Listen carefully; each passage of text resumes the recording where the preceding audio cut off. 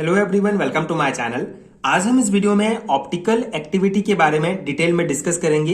ये stereochemistry unit से related एक बहुत इंपॉर्टेंट टॉपिक है, एक इंपॉर्टेंट कॉन्सेप्ट है। सो इस पर्टिकुलर वीडियो में इसका कॉसेस डिस्कस करेंगे कि ऑप्टिकल एक्टिविटी का मेन रीजन क्या होता है। So the organic compound like glucose, lactic acid, tartric acid show optical activity due to the presence of asymmetry in their structure। तो कोई ये जो ऑर्गेनिक कंपाउंड है जैसे glucose, lactic acid, tartaric acid, fructose, ये सभी ऑप्टिकल एक्टिविटी शो करते हैं क्योंकि इनके स्ट्रक्चर में असिमेट्री प्रेजेंट होता है। तो ये तो रीजन है, ये तो कॉज है ऑप्टिकल एक्टिविटी का। सो इस रीजंस को समझने से पहले ऑप्टिकल एक्टिविटी क्या होता है इस कॉन्सेप्ट को एक बार क्लियर कर लेते हैं कि ऑप्टिकल एक्टिविटी का कॉन्सेप्ट क्या होता है। बहुत सिंपल सा कॉन्सेप्ट है, अगर आप कॉन्सेप्ट समझ जाएंगे तो इजीली इसके रीजंस को भी समझ जाएंगे, इसके कॉसेस को भी समझ जाएंगे। सो ऑप्टिकल एक्टिविटी क्या होता है, जैसे कोई भी ऑर्डिनरी लाइट जो हमें सूर्य का प्रकाश जो प्राप्त होता है, अगर किसी ऑर्डिनरी लाइट को एक निकोल प्रिज्म से गुजारा जाता है, ठीक है, किसी ऑर्डिनरी लाइट को अगर हम निकोल प्रिज्म से गुजारेंगे तो ऑर्डिनरी लाइट क्या होता है, ये हर दिशा में फैला रहता है, ठीक है, ये ऑर्डिनरी लाइट इस टाइप से हर दिशा में फैला रहता है। तो ये निकोल प्रिज्म क्या करता है, ये जो लाइट होता है इसको पोलराइज कर देता है, ठीक है। इस प्रकार से एक सीधी रेखा में जो है इसको हमको ये जितने भी जो लाइट है, जो ऑर्डिनरी लाइट है, इसको एक सीधी रेखा में जो है ये निकोल प्रिज्म कर देता है, मतलब पोलराइज कर देता है। तो ये जो पोलराइज कर देगा इसीलिए इसको पोलराइजर कहा जाएगा, ठीक है। ये जो निकोल प्रिज्म होता है इसको पोलराइजर कहा जाता है क्योंकि ये ऑर्डिनरी लाइट को एक सीधी रेखा में बना देता है, ठीक है, एक सीधी रेखा में ला देता है, पोलराइज कर देता है। अब यहाँ पे कॉन्सेप्ट क्या है, ये जो प्लेन पोलराइज लाइट है, ठीक है, ये जो हमारा प्लेन पोलराइज लाइट है, अगर ऐसा कोई भी सब्सटेंस, ठीक है, ऐसा कोई भी सब्सटेंस इसके पथ में लाया जाता है, इसके पाथ में अगर कोई भी सब्सटेंस लाया जाता है तो ये जो ऑप्टिकल एक्टिव सब्सटेंस होता है ये प्लेन पोलराइज लाइट को लेफ्ट या राइट साइड रोटेट कर देता है, ठीक है। तो ये जो ऑप्टिकली एक्टिव सब्सटेंस होता है इसको ही ये जो प्रोसेस है ऑप्टिकली एक्टिव सब्सटेंस के द्वारा प्लेन पोलराइज लाइट को राइट या लेफ्ट साइड रोटेट कर देना, इस पूरे कॉन्सेप्ट को, इस पूरे प्रोसेस को ऑप्टिकल एक्टिविटी कहा जाता है, ठीक है। तो ये है मेन कॉन्सेप्ट ऑप्टिकल एक्टिविटी का। तो इसको इस प्रकार डिफाइन कर सकते हैं कि the property of the substance, ठीक है, किसी भी सब्सटेंस का ऐसा प्रॉपर्टी जो कि प्लेन पोलराइज लाइट को रोटेट कर देता है उसको ऑप्टिकल एक्टिविटी कहा जाता है, ठीक है। तो ये है मेन कॉन्सेप्ट। आई होप आपको समझ में आ गया होगा, ठीक है। एक बार रिकॉल कर लेते हैं कि अगर किसी भी ऑर्डिनरी लाइट को किसी निकोल प्रिज्म से गुजारा जाता है तो लाइट जो है प्लेन पोलराइज लाइट में चेंज हो जाता है। ये जो ऑर्डिनरी लाइट होता है प्लेन पोलराइज लाइट में चेंज हो जाता है, इसीलिए इस निकोल प्रिज्म को पोलराइजर कहा जाता है। ये जो प्लेन पोलराइज लाइट होता है, अगर हम इसको किसी ऑप्टिकली एक्टिव सब्सटेंस के मतलब इसके पथ में अगर हम कोई ऑप्टिकली एक्टिव सब्सटेंस रख देते हैं तो उस सब्सटेंस के कारण ये जो प्लेन पोलराइज लाइट होता है ये लेफ्ट या राइट साइड रोटेट कर देता है। तो इस पूरे प्रोसेस को ऑप्टिकल एक्टिविटी कहा जाता है, ठीक है। तो ये है कॉन्सेप्ट। अब इस ऑप्टिकल एक्टिविटी का रीजन क्या है, मतलब ये जो कंपाउंड है, ये जो सब्सटेंस है जो कि प्लेन पोलराइज लाइट को रोटेट कर दे रहे हैं, इसका मेन रीजन क्या होता है, ठीक है। तो the organic compound like glucose, lactic acid, tartaric acid show optical activity. तो ये जो एग्जांपल्स हैं glucose, fructose, lactic acid, tartaric acid, ये ऑप्टिकल एक्टिविटी शो करते हैं। मतलब कि अगर इनको जो है प्लेन पोलराइज लाइट के पथ में रखा जाता है तो ये इसको रोटेट कर देते हैं, ठीक है। इनमें ये क्षमता होती है कि ये इस लाइट को लेफ्ट या राइट साइड रोटेट कर देंगे। तो ये रोटेट करते हैं क्योंकि ये ऑप्टिकली एक्टिव सब्सटेंस है, ठीक है।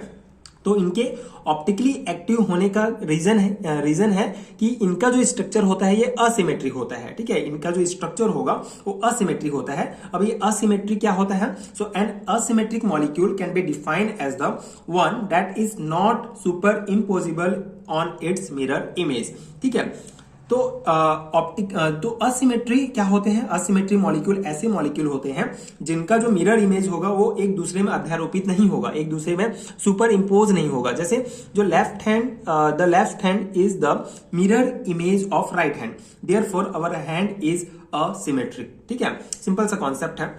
हमारा जो राइट हैंड है ये लेफ्ट हैंड का जो है मिरर इमेज है। ठीक है, यहाँ पे आप देख सकते हैं ये अंगूठा यहाँ, ये अंगूठा यहाँ पे। ठीक है, इस प्रकार से ये मिरर इमेज है। तो अगर इस मिरर इमेज को अगर हम इस प्रकार से इसके ऊपर में रखेंगे, ठीक है, इस प्रकार से इसके ऊपर ऐसे अध्यारोपित करते हैं तो ये जो है सुपर इम्पोज नहीं होगा। मतलब ये जो अगर इसको ये जो मिरर इमेज है अगर इसको इस टाइप से अध्यारोपित करेंगे तो ये अंगूठा के पास आप देख सकते हैं ये छोटा वाला उंगली आ जाएगा। ठीक है, मतलब एक दूसरे में अध्यारोपित नहीं होगा, मतलब हमारा हाथ जो है ये असिमेट्री होता है। सेम इसी प्रकार जो कंपाउंड होंगे, ठीक है, वो एक दूसरे उनका जो मिरर इमेज होगा एक दूसरे में अध्यारोपित नहीं होगा। जैसे लैक्टिक एसिड का अगर हम एग्जांपल देखें, इसका स्ट्रक्चर हम देखें तो यहाँ पे आप देख सकते हैं कार्बन से 4 डिफरेंट जो है एटम जुड़े हुए हैं। तो यहाँ 4 डिफरेंट ग्रुप जुड़े हुए हैं। तो यहाँ पे क्या होगा, इसका मिरर इमेज अगर हम देखें, ठीक है, लैक्टिक एसिड का मिरर इमेज देखें तो सेम होगा। ठीक है, यहाँ पे OH हो जाएगा, यहाँ पे H होगा। तो इसको इसका मिरर इमेज अगर देखें तो यहाँ OH होगा, यहाँ पे H होगा। तो इसको अध्यारोपित इसके ऊपर में रखेंगे तो यहाँ पे OH आ जाएगा H की जगह, H के ऊपर में OH के ऊपर में H आ जाएगा। मतलब कि ये इसके ऊपर जो है सुपर इम्पोज नहीं होगा। इसीलिए लैक्टिक एसिड क्या है, एक असिमेट्री स्ट्रक्चर है और इसी असिमेट्री स्ट्रक्चर के कारण ये ऑप्टिकली एक्टिव है और ऑप्टिकल एक्टिविटी जो प्रोसेस है उसको शो करता है। ठीक है, ये हो गया कॉन्सेप्ट। इसी प्रकार मैलिक एसिड, यहाँ पे आप एग्जांपल देख सकते हैं, वैलेरिक एसिड, एमाइल अल्कोहल, ये सभी जो है एग्जांपल है ऑप्टिकल एक्टिव सब्सटेंस है। ठीक है, असिमेट्री है इसका स्ट्रक्चर, इसलिए ऑप्टिकल एक्टिव सब्सटेंस है और ऑप्टिकल एक्टिविटी शो करते हैं। अब यहाँ पे एक और टर्म आएगा, कायरल कार्बन। ठीक है, कायरल कार्बन क्या होता है? So chiral or asymmetric carbon which is bonded to 4 different atoms or group in the molecule is called chiral carbon. Chiral carbon क्या होता है? सिंपल सा है, ऐसा कोई भी कार्बन जो कि 4 डिफरेंट एटम्स या ग्रुप ऑफ एटम से जुड़ा होता है। ठीक है, 4 डिफरेंट ग्रुप से जुड़ा होता है तो उसको कायरल कार्बन कहा जाता है। जैसे लैक्टिक एसिड में आप देख सकते हैं इस कार्बन से 4 डिफरेंट ग्रुप जुड़े हुए हैं तो ये लैक्टिक एसिड हो गया। ठीक है, तो ये है ऑप्टिकल एक्टिव कंपाउंड्स। यहाँ पे एग्जांपल में आप देख सकते हैं। आई होप कि आपको कॉन्सेप्ट समझ में आ गया होगा कि ऑप्टिकल एक्टिविटी क्या होता है। ठीक है, ऑप्टिकल एक्टिव सब्सटेंस क्या होते हैं, इसका रीजन क्या है, क्योंकि ये असिमेट्री स्ट्रक्चर में होते हैं। ठीक है, ये हो गया इतना कॉन्सेप्ट। अब यहाँ पे कुछ और पॉइंट्स हम डिस्कस करेंगे। जैसे it is clear from the example that all the above compound contain asymmetric carbon atom. ठीक है, इनमें असिमेट्रिक कार्बन एटम है, इनका स्ट्रक्चर जो है वो असिमेट्री है। ठीक है, the optical activity is lost when the asymmetry of carbon atom is lost. ठीक है, बहुत सिंपल सा कॉन्सेप्ट है। यहाँ पे देखिए ये वैलेरिक एसिड की अगर हम बात करें तो कार्बन 4 डिफरेंट ग्रुप से जुड़ा है, मतलब कि ये असिमेट्रिक कार्बन है। ठीक है, लेकिन अगर यहाँ पे तो ये ऑप्टिकल एक्टिव है। ठीक है, यहाँ पे 4 डिफरेंट ग्रुप से जुड़ा है तो ये ऑप्टिकल एक्टिव है क्योंकि ये कार्बन जो है असिमेट्रिक है। लेकिन अगर किसी रीजन से ये इसका जो असिमेट्रिक वाला जो गुण है, ठीक है, अगर ये जो कायरल कार्बन है, जैसे यहाँ पे अगर C2H5 की जगह H आ गया तो ये क्या होगा, ये जो है अपना जो ऑप्टिकल एक्टिविटी वाला जो ऑप्टिकल एक्टिव जो सब्सटेंस है उसको खो देगा। ठीक है, मतलब ये ऑप्टिकल एक्टिव सब्सटेंस नहीं रहेगा अगर ये इसका असिमेट्री वाला गुण खो देगा। ठीक है, मतलब यहाँ पे अगर H आ गया तो इसका मिरर इमेज एक दूसरे में सुपर इम्पोज हो जाएगा। ठीक है, तो ये ऑप्टिकल एक्टिविटी शो नहीं करेगा। वही कॉन्सेप्ट यहाँ पे कहा गया है।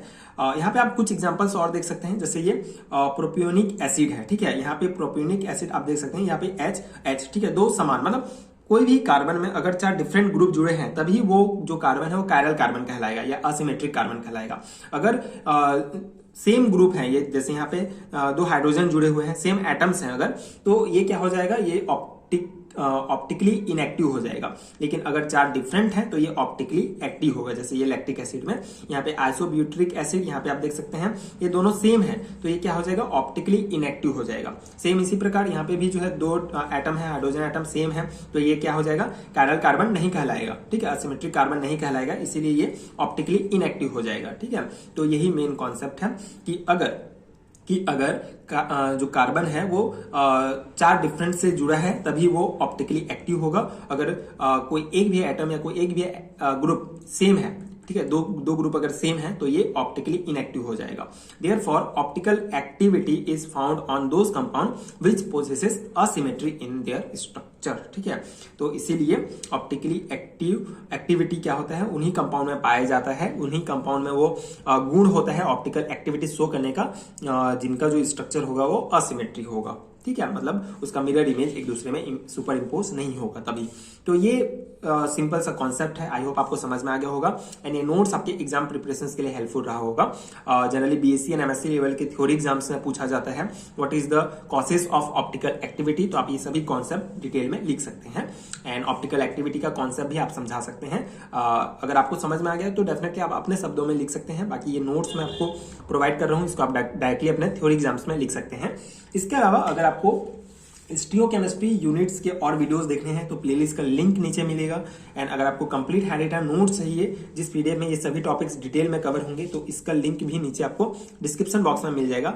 आप पीडीएफ डाउनलोड कर सकते हैं जो डेफिनेटली आपके एग्जाम प्रिपरेशन के लिए हेल्पफुल होगा। इसके अलावा स्क्रीन पर दिख रहे नंबर पर आप मुझे व्हाट्सएप में डायरेक्ट कॉन्टैक्ट कर सकते हैं पेड नोट्स के लिए। आपको बीएससी एंड एमएससी लेवल के सारे हैंडरिटन नोट्स मिल जाएंगे, सो आप डेफिनेटली डिस्क्रिप्शन बॉक्स चेक कर सकते हैं एंड अगर वीडियो हेल्पफुल है तो आगे की वीडियोस देखने के लिए चैनल के साथ जुड़े रहिए। पिछले वीडियो में हमने स्टीरियो आइसोमेरिज्म के बारे में डिस्कस किया था, अभी हमने ऑप्टिकल एक्टिविटी देखा, आगे एक एक करके इन सभी टॉपिक्स को हम डिस्कस करेंगे, तो प्लीज चैनल के साथ जुड़े रहिए। Thank you so much for watching.